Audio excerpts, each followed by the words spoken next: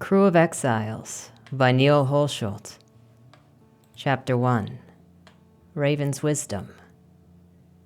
Beryl's thick, clumsy hand groped for the on switch behind the bulky food synthesizer. Sticky cobwebs snared his fingers. He cringed, but found the switch and flipped it. Nothing happened. He brushed dust from the blank display panel and poked it to no effect. "Damnation and mortality!" he yelled as he took the infernal machine in both hands and tried to shake it. The synthesizer was a foot taller than him and outweighed him by a factor of 5. He couldn't even rock it a little. The machine crouched in stubborn disrepair beneath the cavernous awning. The fabric was woven with solar cells. In an hour, when the sun was higher, the cells would diligently push electrons with nowhere to go. No one would pause in the shade, seeking relief from the sun. No one would be enticed to rent tourist guide ornithopters. Next door, the animated temporary tattoo ink had crumpled from the arms of the mannequins.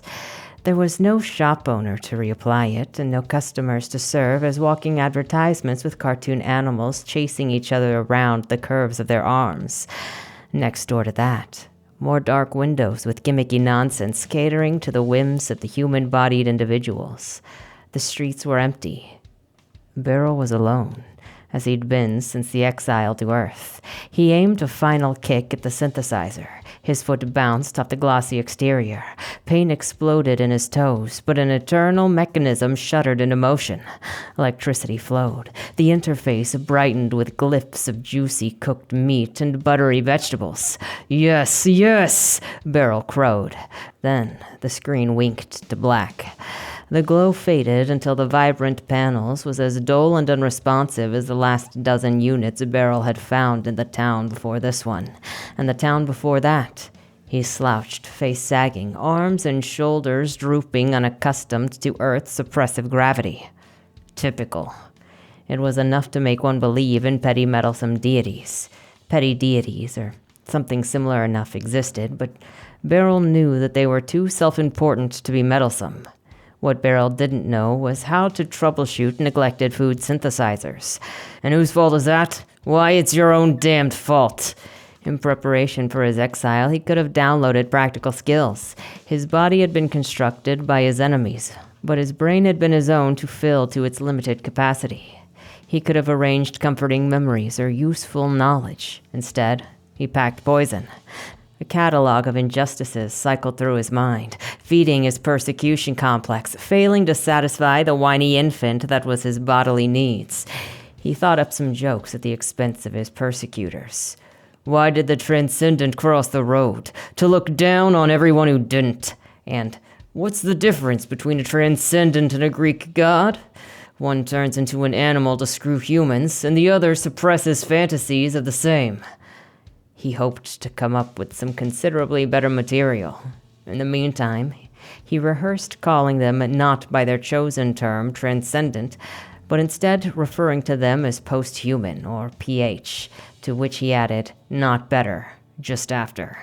Beryl deflated, as if they care. He stood for a moment longer, willing the synthesizer to work, indulging in the fantasies of the machine coming to life. He cursed himself for wishful thinking. His will meant nothing in the mortal physical realm. Sometimes his body didn't even obey his will, and when it did, he paid a tax, his motivation dimming for hours or more. He slunk away. He used to cross light years on a whim. Now, he could hardly bear to take a single step. His toes throbbed, but hunger was a cruel taskmaster, driving him onward. He limped to the end of the block. Tufts of grass poked through the cracks in the pavement. Unrecognizable dark blotches were all that remained of the applique smart advertisements. Their button-sized sensors were powerless to scan the personal information embedded in the tags of Beryl's clothes. Not that it could have done them any good. He'd taken the clothes off racks without paying. There was no one to stop him. None of the clothes he'd found made him comfortable. His underarms and thighs chafed even as slimy sweat ran from his pores. The sun had hardly crested the horizon, but the humid air gripped the previous day's heat. A lean cat bolted from its hiding place under the derelict car. a mouse's tail hanging from its jealous mouth. "I'm not to the point of stealing vermin from cats," Beryl grumbled. "You've nothing to fear from me." He pushed open the glass door of the corner store. The sun was rising dead center along the east-west street, and the store's windows were wide, but the shadows stretched long, the interior dim. Beryl couldn't see a thing, but he'd learned that human eyes take a minute to adjust to changes in light. He scratched his dandruff-ridden scalp in frustration. He knew the name of every juror who had voted to convict him. He knew every grudge they held, but he'd had to figure out how eyes worked through trial and error. He'd been surprised that eyes adjusted at all. That, at least, had been a pleasant revelation. He'd been shocked and very nearly injured by the fact that standing up suddenly could cause dizziness bordering on a blackout. He was constantly perturbed by the rapidity with which his body had developed and maintained a craving for sugar. He was pretty sure that the itchiness had been maliciously designed into his body as part of his punishment, but maybe existence was inherently itchy and grassy. Who knew? "You should have downloaded the owner's manual, Beryl. Instead, you had to be a prick and hold on to your bitterness." He swept out the arm to encompass darkness. "And for what?" he shouted. The room consumed the words. "Who's there to gripe to?" There was no response. Beryl hadn't seen a single human being. He assumed that he was the last one on Earth. How or why that had come to pass, he didn't know. He had any number of theories, but none of them made much sense. If he had in fact been exiled to a simulacrum on Earth, then his sentencers didn't understand his psyche at all. He knew enough mortals to know that he would have been constantly irritated by their desire to talk about their next meal, their previous meal, the weather, or their blood relations. On the other hand, if actual physical Earth had been depopulated, that raised other questions. Which post-human was responsible, and why? And how recently? Many transcendent beings still cared about the world of their origin and its residents. His good friend Water had cared. Beryl's throat constricted. Tears stung his eyes. Water's feelings had been labeled regressive by the general PH population, but not by Beryl. "I meant to help." He tried to push away the painful thoughts, but his only distraction was discomfort. Beryl leaned against the doorframe while he waited on his eyes. His body was imbalanced, strangely topsy-turvy despite his belly. One of his legs twisted outward, making walking painful. It was all by design, all terms of his punishment. His stomach grumbled and squelched. "Patience. I'm getting to you as fast as I can." He pictured his stomach as a wrung-out rag. Even the image sickened him. Everything was unwelcome and unbidden.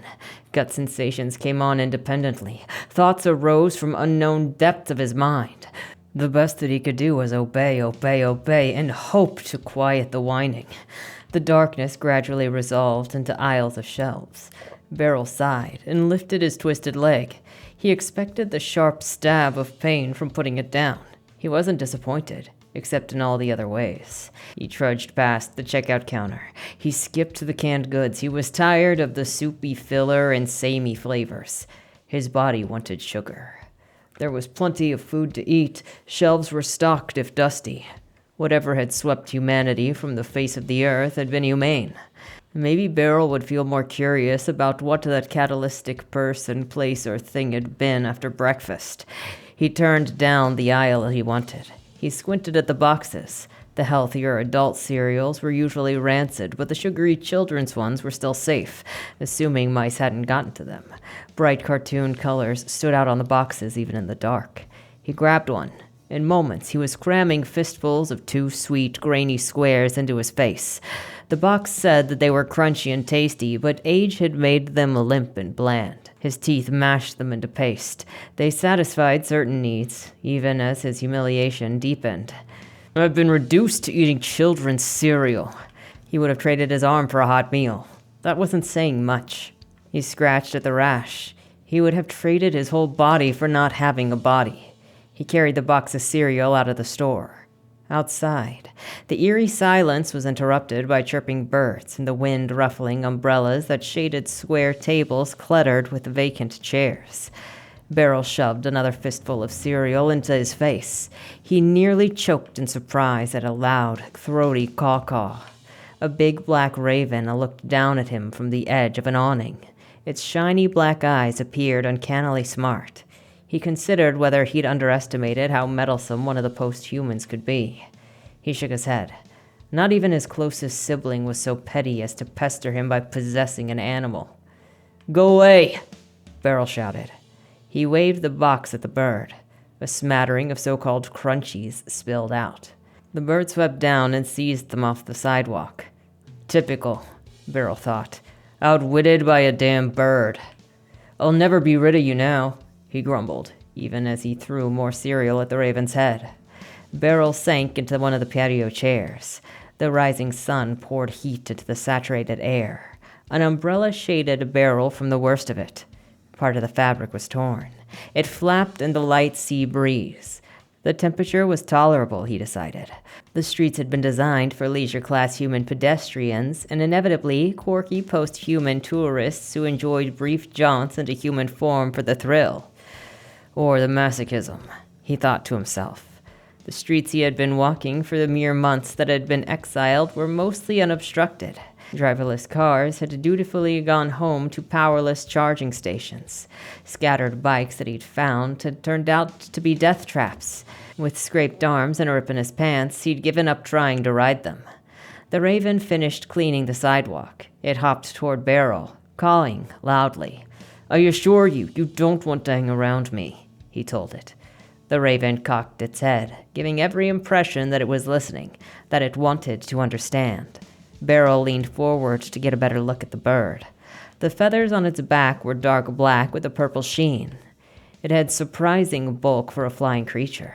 The shaggy feathers at its throat made it look streetwise and dangerous.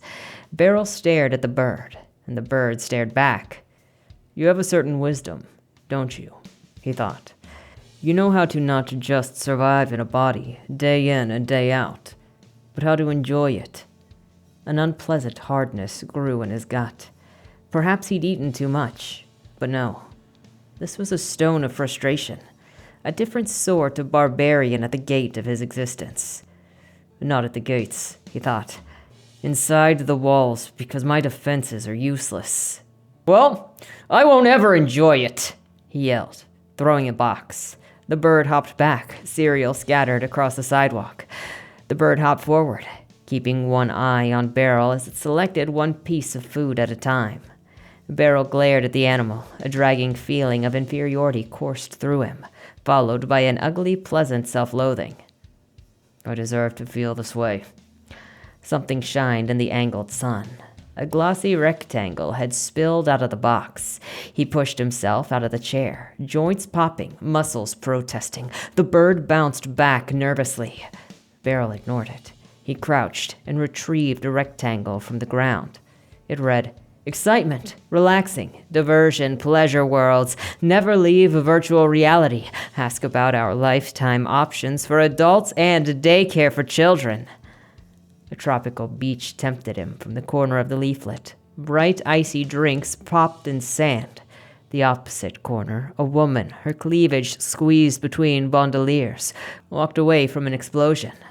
Beryl's eyes lingered on the icy drinks. It was even more enticing than a warm meal. His mouth swam with saliva. He spat, averting his eyes until the disgusting sensation passed. Then he turned the advertisement over. Panoply, discovering an abundance of diversions. An address followed. Beryl pushed back against the rising hopes. A working virtual reality franchise is even less likely than a working food synthesizer. "You'll be disappointed," he chided. But like every other thought, emotion, and bodily craving, his defenses did nothing. The barbarians were inside the walls. Fantasies of relief danced across the stage of his imagination. He would go. He would try to find an escape from reality. He sneered at the raven. "I don't need your wisdom." The raven simply waited patiently for him to step away from the scattered food.